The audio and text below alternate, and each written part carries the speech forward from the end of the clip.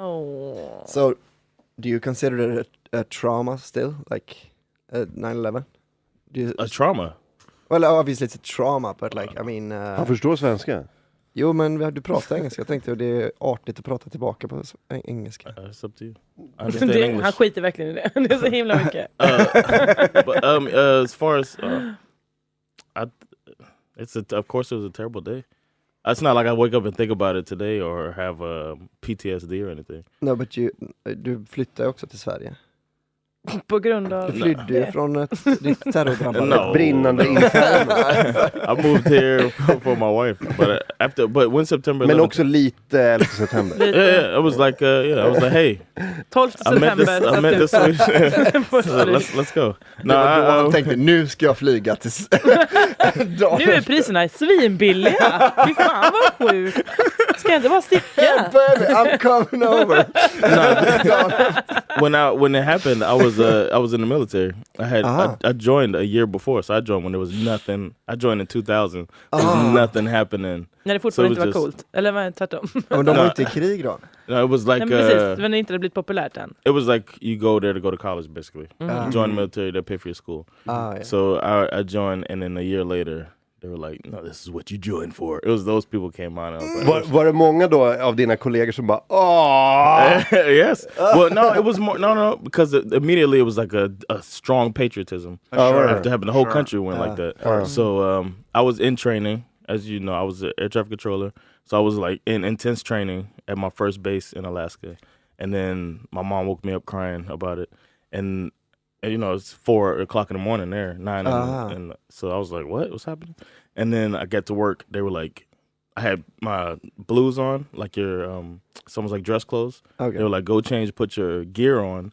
And they gave me an M16, and they were like, you're a door guard now. Wow. I was like, what the fuck? Yeah, I'm here to do air traffic control. I joined, I was saying that, like, I joined to do air traffic control. Well, I didn't exactly do your job yesterday, man.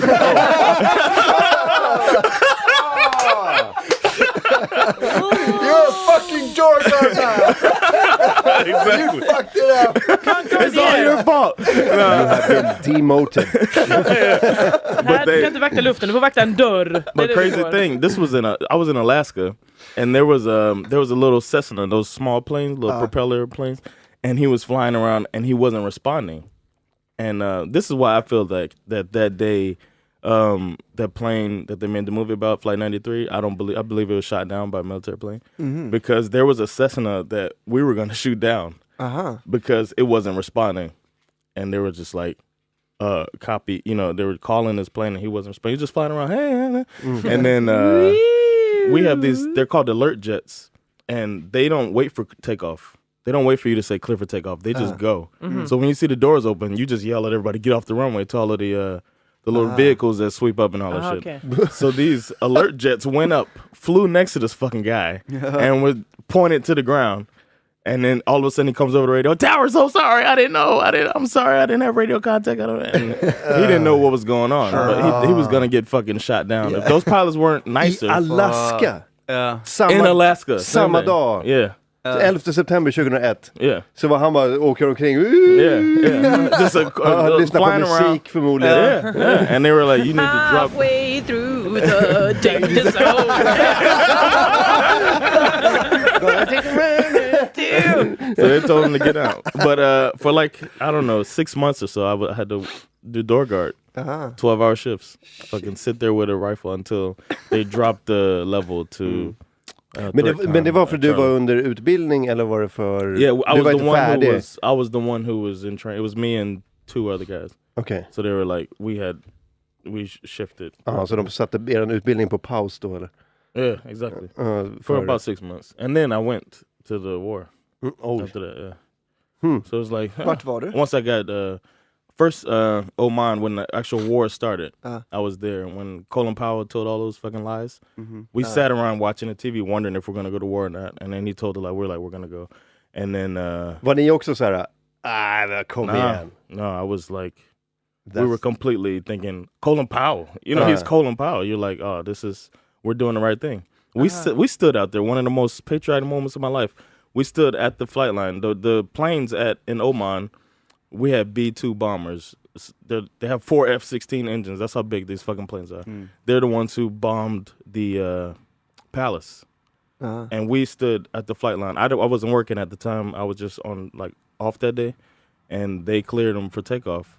And we the whole base stood along the flight line and saluted them with tears in my eyes, you know, thinking we're doing the right thing. So we thought, now I don't think that way, but yeah, that's what we did. För jag minns jag såg den där Colin Powell-grejen i FN när han bara sa så här, ja, de är väldigt farliga, de är ett hot mot oss, för här är ett foto på en lastbil. Alla bara, ja men kom igen.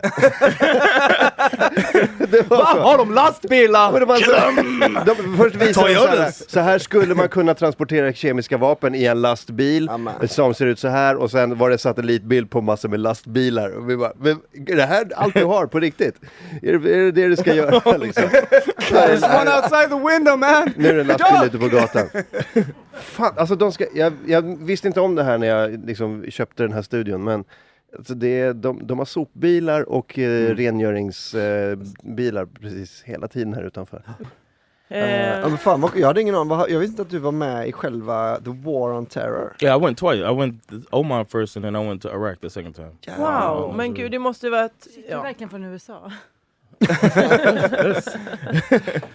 Vi tvivlar på först. Fram tills nu har jag han är inte från USA. Han bara that old trick. Bara för att det är coolare att vara amerikan. But I only did like air traffic control. It's not like I went there with it. I went with the M16, but the first thing they did was take it. They were like, you're not gonna need this. And then they put it under the tower until you leave. Här är din portfölj. So it's like... Alltså du hade liksom vapenfri tjänst?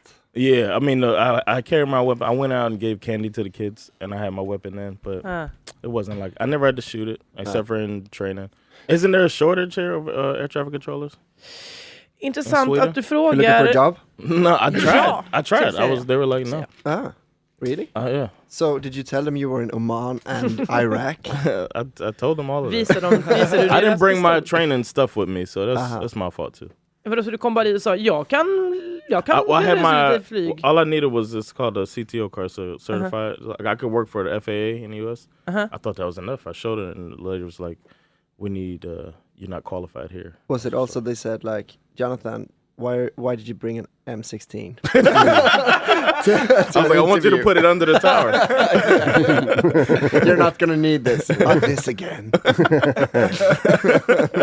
And I didn't have my right. Before I left, my wife was like, "It's gonna be easy to find a job."